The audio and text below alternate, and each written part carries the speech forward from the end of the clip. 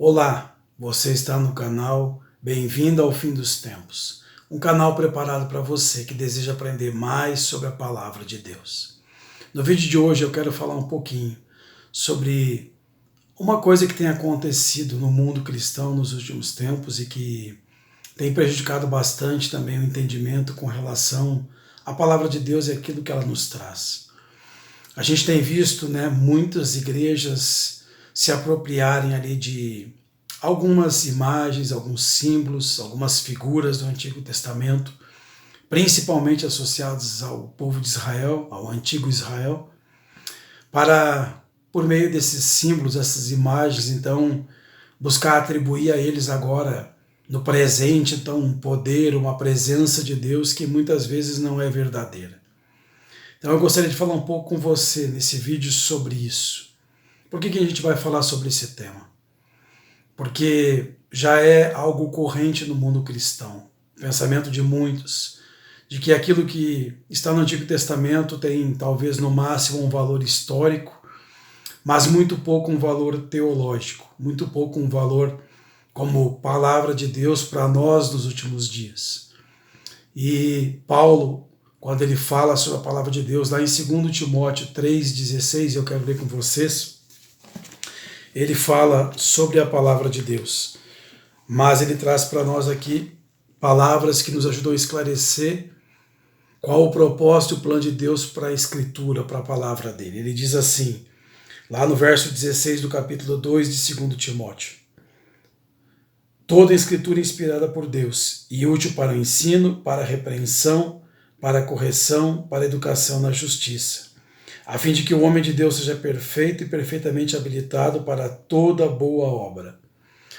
Paulo aqui ele não diz que o Antigo Testamento agora perdeu sua valia e que agora apenas o Novo Testamento então deve ser usado como um guia seguro para nós podermos seguir então a nossa jornada como cristãos. Ele diz que toda a Escritura é inspirada por Deus. Se nós formos para pensar que no tempo de Paulo não havia ainda o Novo Testamento, mas estava sendo construído, o que havia ali então era o Antigo Testamento, mais ainda fica para nós claro que o Antigo Testamento tem sim seu valor, e muito daquilo que ali está escrito tem sim também valor teológico para nós. O problema dentro dessa discussão que a gente está trazendo é que, pela apropriação indevida que alguns acabam fazendo de alguns símbolos, algumas imagens, de uma forma distorcida, equivocada, levando muitas vezes quase à zombaria e à descrença, o que acontece é que aqueles que já têm por algum motivo, alguma ressalva com relação àquilo que está escrito no Antigo Testamento, na busca de tentar se afastar daquilo que já se cumpriu e que alguns ainda praticam, acaba, então, desprezando o todo por uma parte, e esse é o problema. Por quê? Porque ainda há muitas coisas valiosas. O Antigo Testamento traz para nós muitos ensinamentos. Muitas coisas que vamos estudar no Novo Testamento, vamos buscar referência no Antigo Testamento. É lá que vamos encontrar referências para entender aquilo que vamos ler no Novo. E um exemplo disso, e que também é muito contestado, é a doutrina do santuário, a qual a Igreja Adventista, por exemplo, faz uso e costuma trazer também como uma forma de conhecimento, de revelação para nós com relação às coisas que devem acontecer nos últimos dias. Muitos críticos acusam e dizem que isso é uma invenção da igreja, uma visão distorcida. Mas a pergunta é, será que isso é verdade? Bom, falei do Antigo Testamento. No Antigo Testamento a gente encontra ali uma orientação de Deus. Quando você vai para Êxodo, no capítulo 25, versos 8 e 9, Deus diz assim, e me farão um santuário para que eu possa habitar no meio deles, segundo tudo que eu te mostrar para modelo do tabernáculo e para modelo de todos os seus móveis, assim mesmo o fareis.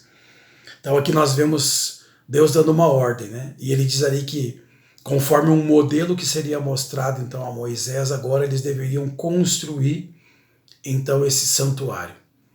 Então um primeiro ponto, essa ideia de um santuário celestial, ela não é uma coisa que vem da cabeça de pessoas, de teólogos da Igreja Adventista.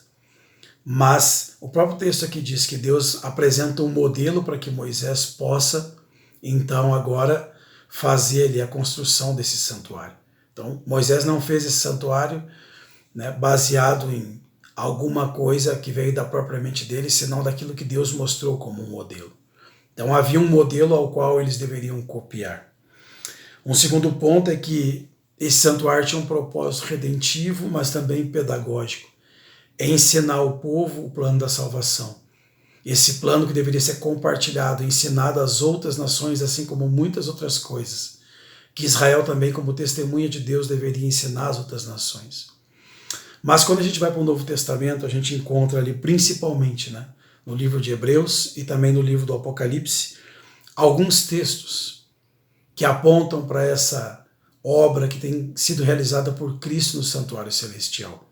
E a presença desse santuário celestial também na palavra de Deus no Novo Testamento, como algo vivo, verdadeiro e não apenas simbólico.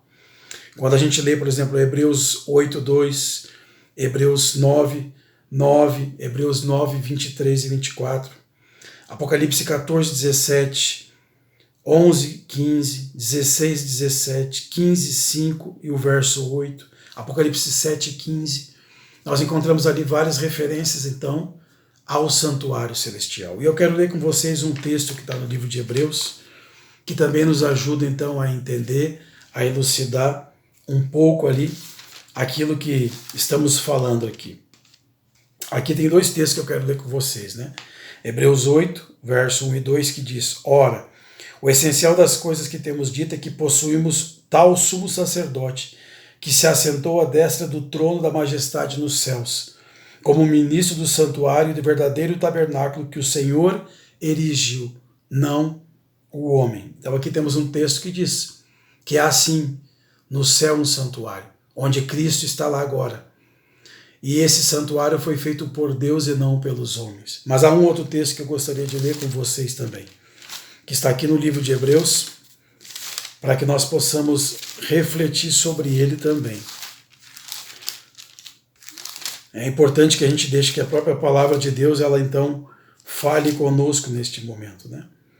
Aqui diz assim: porque Cristo não entrou em santuário feito por mãos, figura do verdadeiro, porém no mesmo céu, para comparecer agora por nós diante de Deus. Isso está em Hebreus 9, capítulo 24. Então aqui temos um outro texto onde fala disso. E aqui vamos encontrando, então, se você for ler o texto de Hebreus, o livro de Hebreus, muitas referências a esse ministério de Cristo no santuário celestial. Então, para que nós possamos entender, isso, né, não é uma invenção da Igreja Adventista, nem um pensamento de algum teólogo em particular, senão o que a gente acabou de ver aqui, que no próprio livro de Hebreus, assim como no livro do Apocalipse, você vai encontrar ali a figura do santuário. Por que é importante entender isso? Por que é importante estudar isso? Qual é a relevância para nós de entendermos isso? Exatamente a obra que Cristo está realizando hoje lá. Entendermos que assim como se dava no Antigo Testamento, hoje Cristo intercede por nós diante de Deus. E breve, assim como acontecia no santuário terrestre, onde havia um dia de purificação, um dia de juízo, também essa mensagem do santuário celestial indica que em breve haverá um juízo da parte de Deus. E nós precisamos nos preparar. Precisamos hoje estar permitindo que Deus opere na nossa vida a transformação necessária para que nós possamos, então, estarmos prontos e preparados naquele dia. Por isso que, como eu disse, é perigoso quando, tentando se desvencilhar de algumas coisas que já não têm mais realmente um valor teológico no sentido de que já se cumpriram em Cristo, nós acabamos desprezando tudo aquilo que Deus compartilhou com a nação de Israel e que deve chegar até nós, porque está ali no livro de Hebreus ainda, mas agora apontando para Cristo e aquilo que Ele faz no céu. Se você deseja aprender mais da palavra de Deus, busque estudá-la, busque aprender daquilo que Deus tem revelado enquanto é tempo, para que, quando Jesus vier, Ele possa encontrar você preparado. E esse é o meu desejo para você.